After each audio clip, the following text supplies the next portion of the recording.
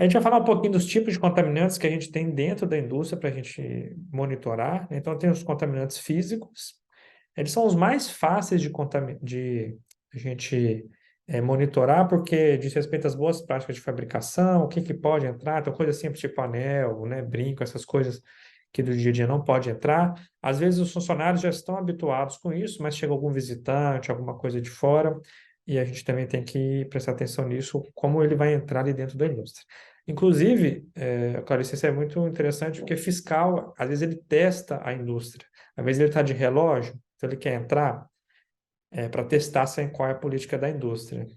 Então ele quer entrar na barreira sanitária, ele está ali, aí tipo, a pessoa fica constrangida de chamar a atenção do fiscal, mas na verdade é um teste. Eu vejo muitos clientes relatando e já falaram, fala com o fiscal, tira o anel, tira o seu relógio para entrar, né? Às vezes a mulher está de brinco e ela até dá um feedback, é importante essa política de vocês. Até, às vezes até um teste quando a gente tem algum tipo de fiscalização. Outros contaminantes que a gente tem são os contaminantes químicos, são mais difíceis da gente trabalhar no dia a dia, né? Ele quer uma atenção muito maior, porque como é físico, eventualmente você consegue detectar olho nu, né? Produtos químicos ou outros tipos de contaminantes é mais difícil, às vezes vai requerer algum método, alguma coisa, mas é competência do controle da qualidade. E os danadinhos que a gente briga todo dia, né? Os contaminantes biológicos, a gente tem contaminantes grandes, né? Pode ser inseto, que eventualmente entre ali na indústria, mas os micro-organismos são os que a gente combate, né? Aqueles que são eventualmente patógenos ou indicadores fitossanitários. Falando um pouquinho, né, do background, o que a gente tem de contaminantes físicos? Então, a gente teve recente, né, contaminação de chocolate Garoto, a fábrica, eu moro em Vitória, a fábrica fica aqui em Vila Velha, então teve uma contaminação de lote, né, de 2 lotes de produtos com vidro. E aí se ligou um alerta muito grande, né? O chocolate foi produzido e teve contato com vidro.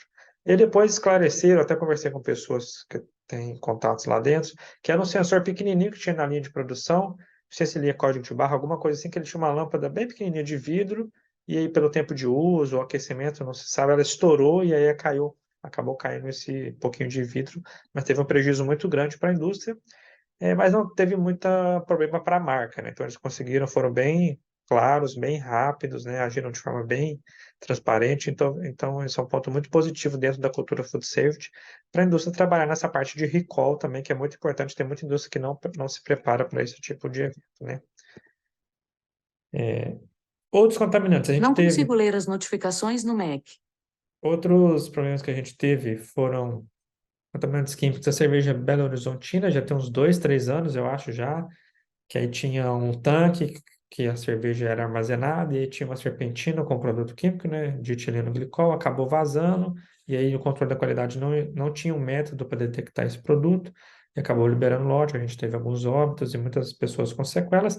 E o mais recente foi da ração de cachorro, né, do ano passado, de setembro, acho que 40 cachorros acabaram morrendo, né? Então são tipos de contaminantes químicos que a gente tem que prever em toda a cadeia, então no conceito food safety, nesse caso da ração, foi o fornecedor que tinha um composto que ia junto da ração, mas que ele não tinha testado a presença desse mesmo produto de etileno glicol e aí a gente teve o mesmo problema recorrente. Então, na indústria não é só aquilo que está sendo processado dentro da indústria, mas tudo que está envolvido na cadeia produtiva. Então é importante controle da qualidade monitorar desde as matérias-primas.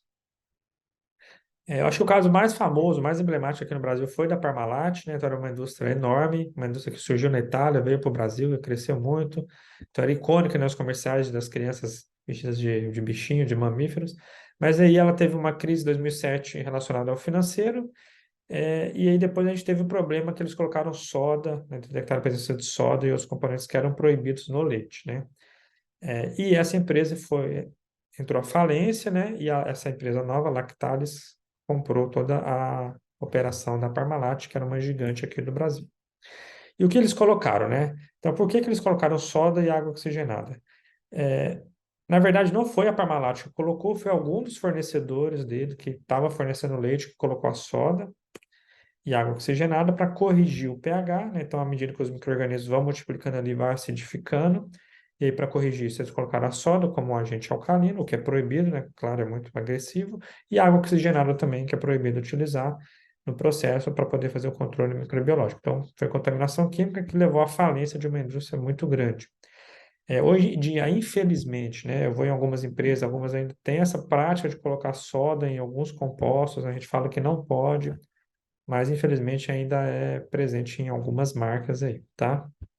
Por isso, sempre procurar a marca de procedência e sempre que for trabalhar na indústria de alimentos, né, chamar atenção para esse tipo de coisa, porque pode levar à falência, todo mundo perder o emprego por uma prática que não é aceitável. E quando a gente fala de controles microbiológicos, aqui no Brasil a gente tem uma vigilância sanitária do ponto de vista de surtos em alimentos que é muito fraca. Estados Unidos, União Europeia está anos-luz à nossa frente no monitoramento. Às vezes um grupo de pessoas passa mal, alguma coisa assim, dá entrada no hospital.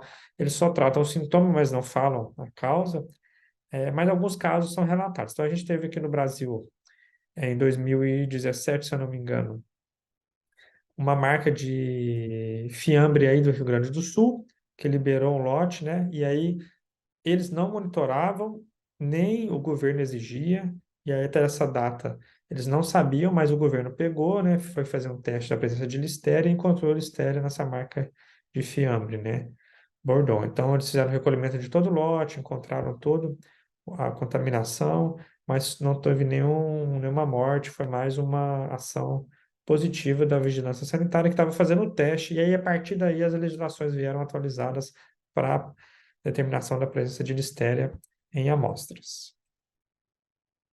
Outro caso emblemático que foi ano passado foi do Kinder Ovo, né, que é uma indústria que é da Ferrero Rocher, e eles lá na Bélgica eles produziram vários chocolates Kinder Ovo, alguns tabletes de chocolate com a presença de salmonela.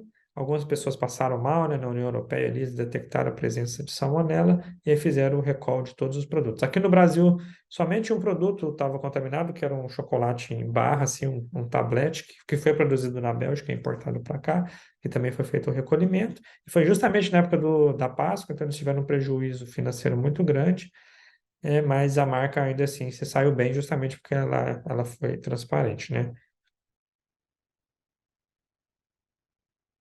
E aqui só um relato, né? Esse é um cliente que eu atendo, que ele faz análise de...